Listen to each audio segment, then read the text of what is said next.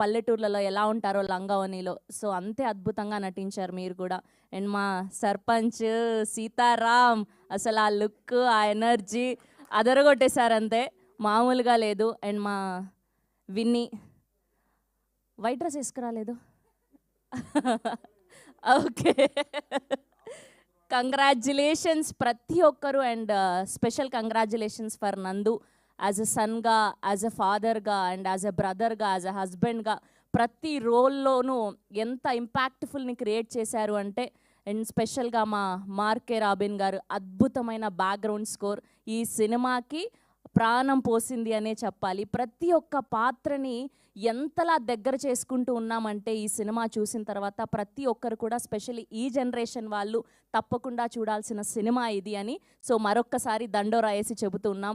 And మా బిందు Madhavi congratulations. Srilatha అసలు ఎప్పుడొస్తుందా ఇంకా రావట్లేదేంటి అని వెయిట్ చేశాము, అలా వచ్చిందండి చీర కట్టుకొని, అందరూ ఫ్లాట్ అంతే.